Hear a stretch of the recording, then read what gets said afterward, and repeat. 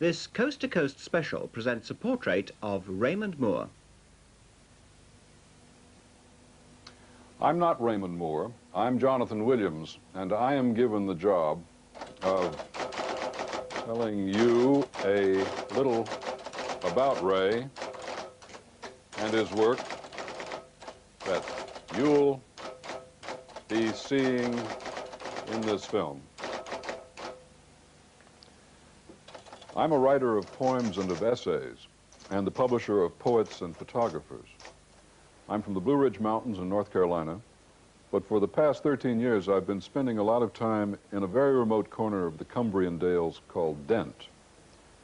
I heard about Raymond Moore quite a few years ago from my friends in New England, the photographers Minor White, Harry Callahan, and Aaron Siskind, three very great men. They told me he was a man to watch.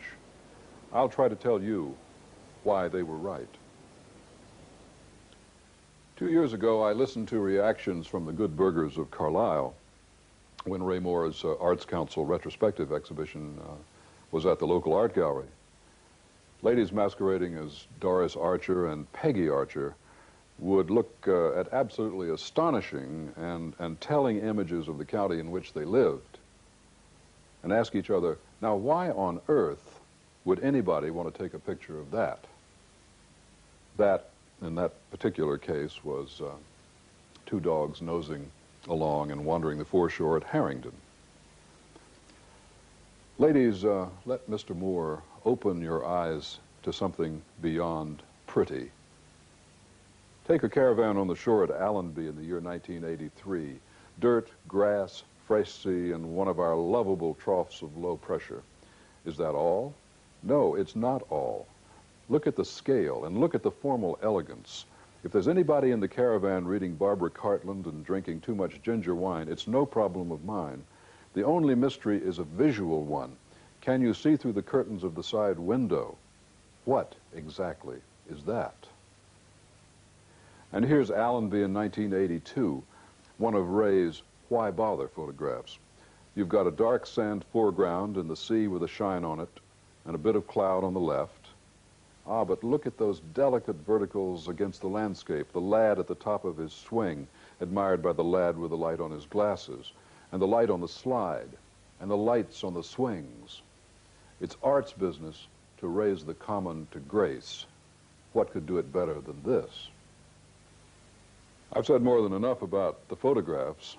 Ray likes to shoot his film, whistle Schubert, and get on with it.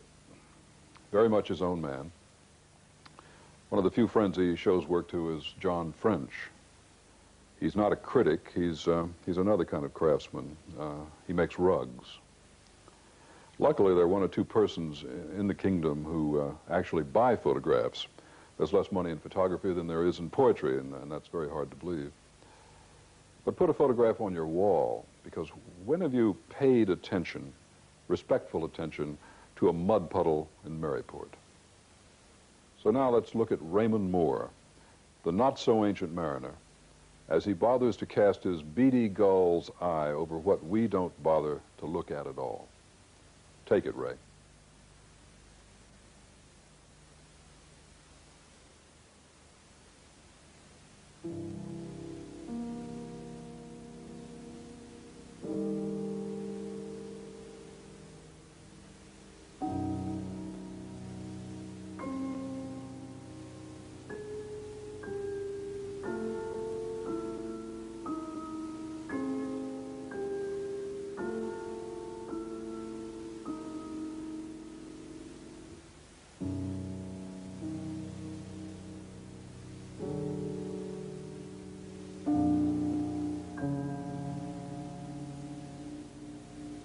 I came to Cumbria first in when was it, 76, I suppose, during the summer, and just spent a couple of weeks up here. I think the first place I went to was Allenby, and then probably Sillis. I came to love the place very much because it had got this slightly remote, forgotten quality. I wanted to find somewhere to live. It seemed to me that somewhere up in Cumbria was the answer. You know, this seemed, in a sense, a sort of spiritual home.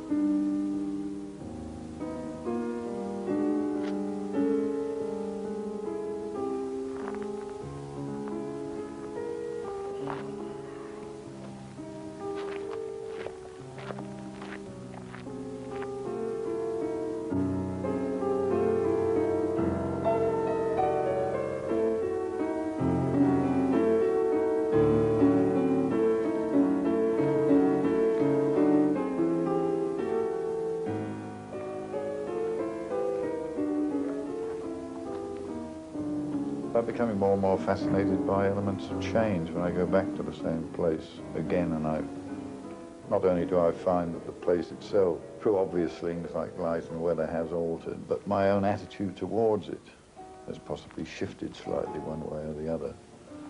Where the result is, there's a chance that an image might arise from that, which is relevant and may in fact relate well to a previous image of the same thing taken at another time.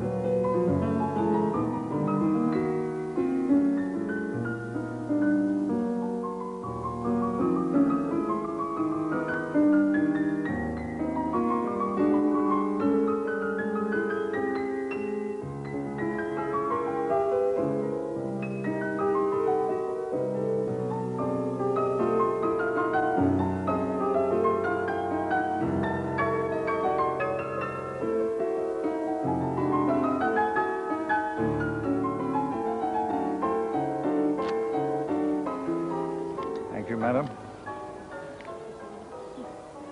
I've got a card to give her for collected 615 tomorrow. God, I wish I... No, these odd silhouettes of people and dogs are rather nice.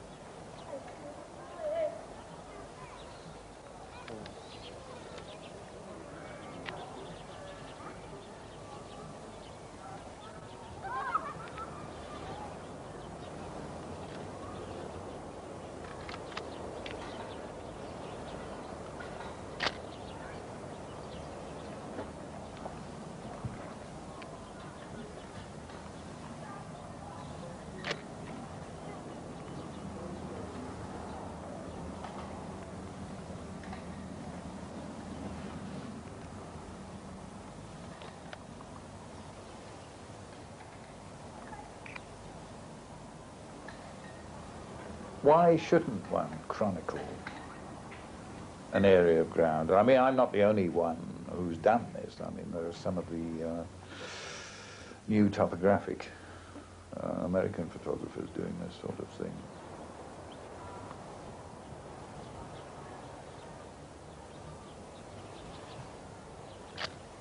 The visual world is so absolutely crammed full of wonderful, magical things, which just asking to be looked at.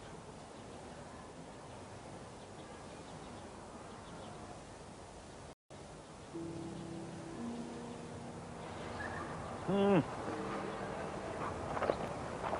obviously a place I'm just referring to again and again. Oh yes, I never tire of coming back here. And what I would love to do is to come back, you know. I never got here when there was snow. To the pool? Oh, I did. You That's did right. photograph Scylla. No, I didn't. I photographed it. I came to the pool and somehow or other it didn't work in a weird way. I fully expected it to work, but yeah, but just didn't. it didn't come off at all. The lights and He looks drab and a bit sort of dull. Try again, so shouldn't they often get smoky?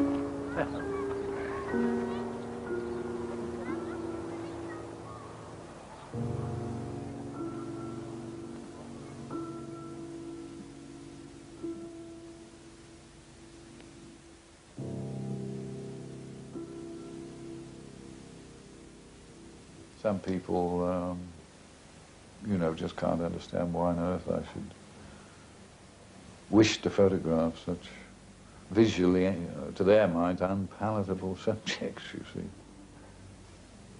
I spent quite a long time working in Wales, Pembrokeshire, when I was living in London. And I've learnt to realise that to photograph in and around the places you're more familiar with, at any rate as far as I'm concerned, produces more images that for me come off or work, rather than chasing physically after something. Most people would look at it and say, well, what the hell does he want to photograph a cast iron grid in the road for, and the central line painted on the road and a pair of rather odd, scruffy gates. Why do you? Well, this is a difficult thing to put into words. There's a sort of visual significance and relationship between them which I find exciting.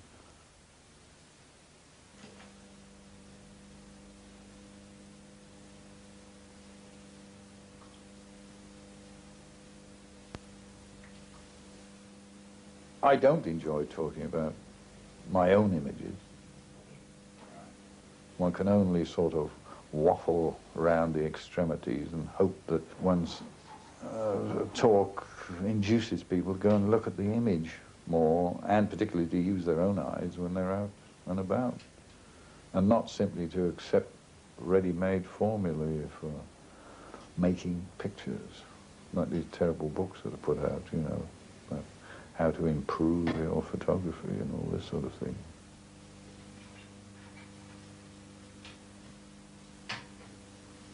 It's a matter of not being afraid, I suppose, to say to hell with it. I like, this moves me, or I feel a rapport with this particular bit, and I'm just going to photograph it.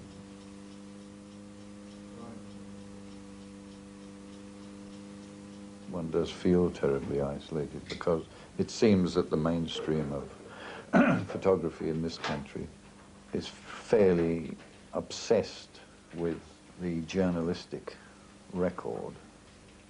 Much of this is socially and politically orientated. I have no quarrel at all with this, and very, very fine work has come out from this, but people like myself who view the medium as having capabilities of expressing one's sort of deep personal reactions towards one's environment without any of these sort of social and political tags attached to it, are sort of pushed aside or quietly forgotten about as being of no consequence.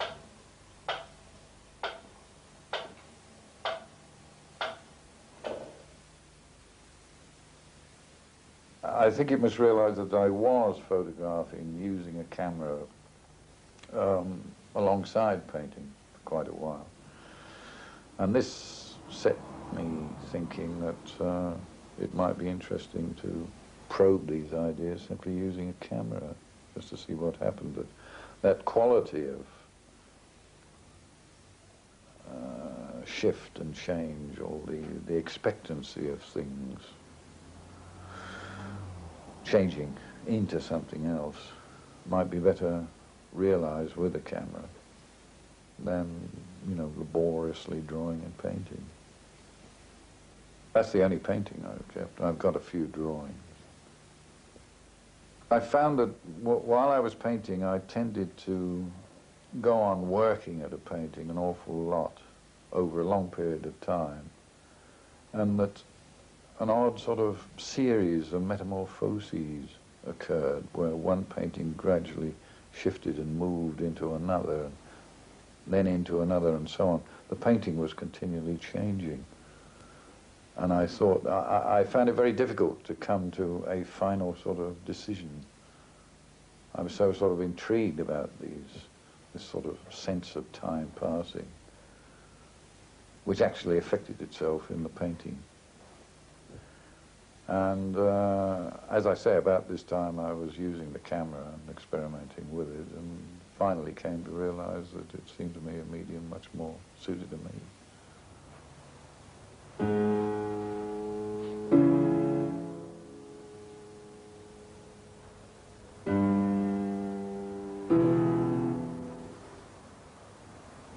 For most people, they only see nodal points.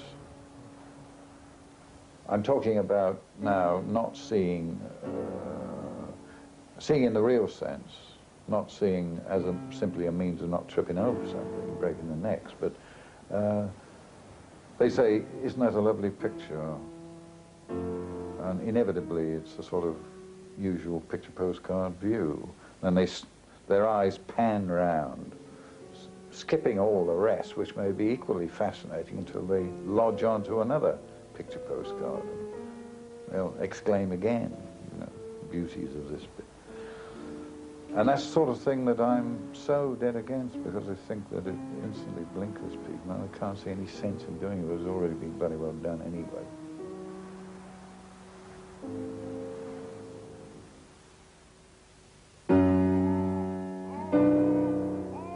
Singing the song about that place, Susan. Oh, that's it. Yeah, I know. I would always recommend that anyone who was absolutely sold, as I am, on collecting their images should keep right out of photography and earn a living by some other means if possible. I found that when there have been periods of time when I've had to do jobs, you know, like clerical work, or I've been in the civil service, this sort of thing, in order to earn an income, I just find that I actually can't sustain that for very long, because it's so boring and you don't get any opportunity to do your own work. So it's not brave in some ways to want to just carry on and do your own work. You know, I feel that's what I must do. Yeah, I suppose if the sort of responsibility that one feels inwardly, carrying on doing your own work, if it's strong enough, it seems to override the other thing. Ray's a pessimist, and he worries about it a great deal. You have to be. I have to be a double optimist in order to live with Ray. I mean, it is a difficult thing if you stop and worry about it, but I'd rather that we were able to do our own work than necessarily have, you know, a decent sort of regular income. It does seem far more important.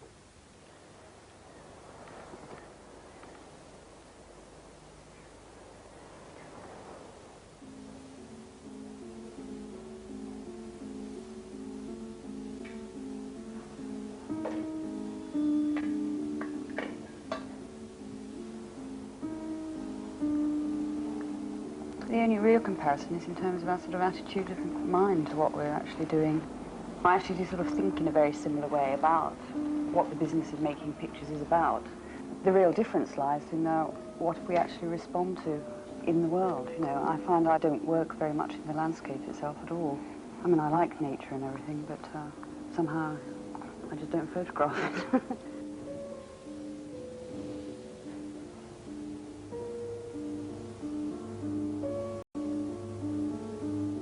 I respond to, I suppose, what are really much more intimate places, you know, the interiors of buildings and places that man has inhabited.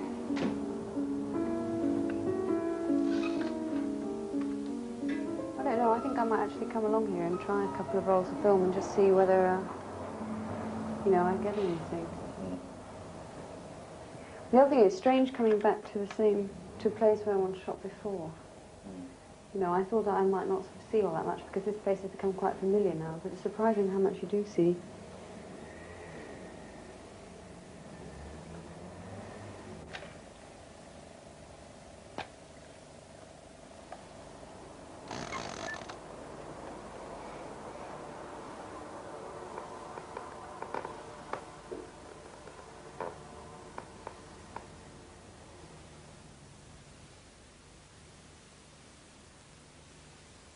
What do you think about this one? I quite Well, now like I see it live. When I saw it on the contact sheet, I wasn't at all sure it's going to be a sort of print. But I think it'll work. I just like the sort of scale between the Yeah. actual doll's house and the real world. Yes. And how, you know, the Yeah, I know real what you mean, world but is I mean, beginning to you'll look have almost to doll's house-like. hold this area back. Oh, yeah. Because it has an odd feeling that I think if it's made, if you hold it back and you make it just slightly lighter, it'll almost look like a mirror. Yes. You know, when you look once and then when you look again, you realise it goes in and it's behind this sort of structure. I also want to make sure that these pictures are... They must come out a bit come more. out a bit more Yeah. so that they And line also up I would have top. thought that in so many other cases, the things that happen What, around the on the edge are important. I'm not sure about that. I'm not sure if that isn't taken off there. Yeah. There's so much going on in the rest that to have this additional stuff is sort of taking you off the picture and it doesn't quite work. You want to really go into this strange little world behind there. I think Whereas here, it's okay. You see. Yeah, I'll just... Yes, I certainly use that one. What do you think is on the title? I call What? this one, Oh, I see. Dear Lord Bless This Dormitory. Yeah, well, why not?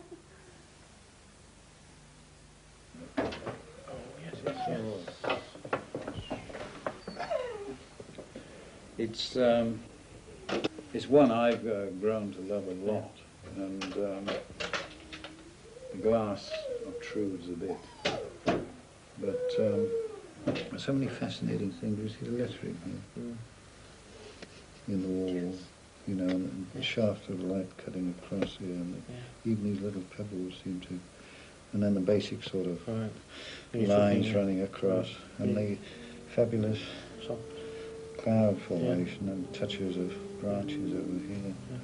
You're talking about structure, it's all there. Isn't Yeah, it? yeah. It's on the surface. That's beautiful.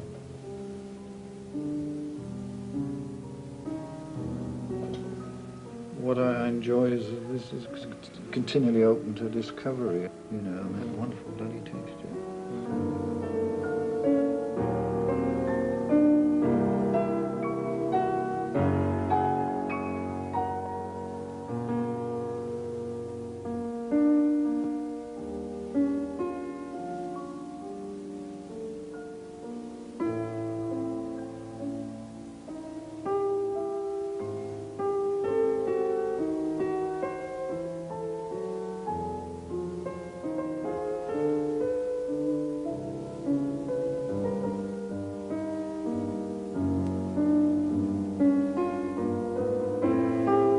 On about 3 occasions I was waist high in snow, freezing, and I took a fair number of shots, 25 shots or something, sort of, not of this particular bit, but in that area, which is in fact an old coal tip.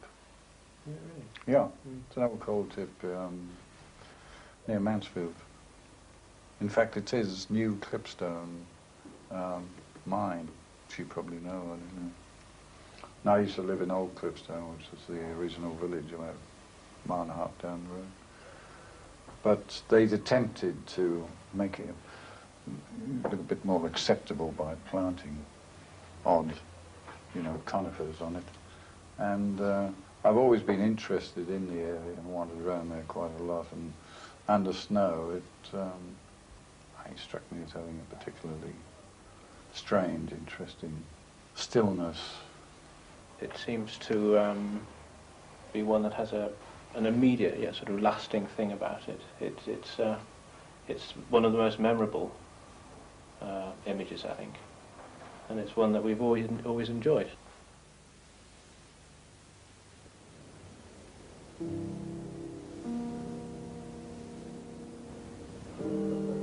were just out for a drive one day, on Boxing Day.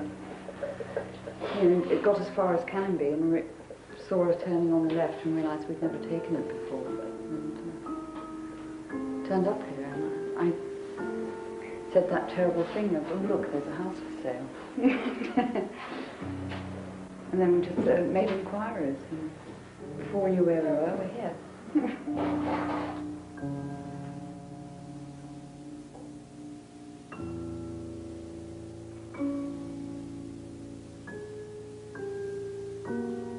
I mean, I sort of knew that we were going to get this house before I even knew how much it was going to be. We were sort of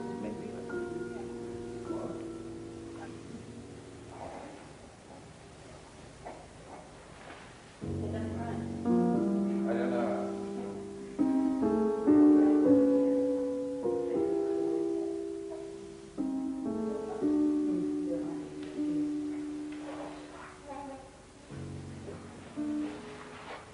When Ray was teaching full time, I mean, he had a secure income and all that, everything you could want in the way of sort of actual living, but no time left to do any work, and you've got to reserve that. Now I haven't got any money, we've got all the time in the world to do some work. Yeah.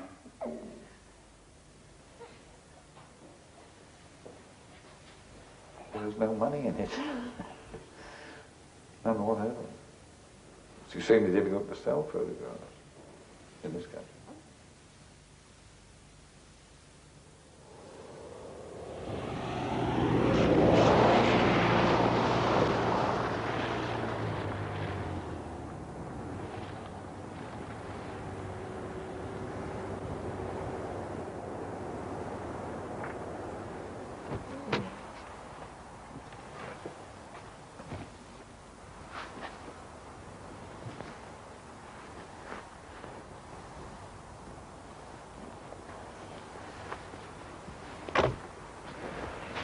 I enjoy teaching, but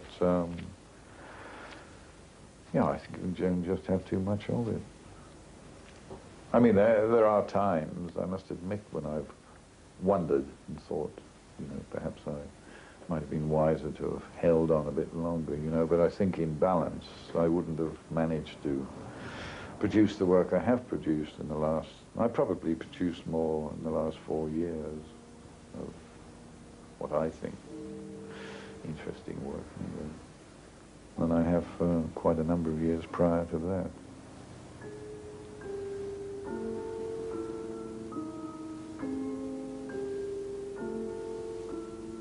I'm sure you'd find there was a very minimal number of people that really felt themselves, you know, to be concerned or interested in what I do. Which I think is very sad, not because of me, but the attitude. Because I would love to feel and to know that there were large numbers of photographers in Britain who were prepared to do other jobs or live in a fairly rudimentary way in order to give themselves the time to pursue the use of the camera in the interest of revealing things that they felt very strongly about.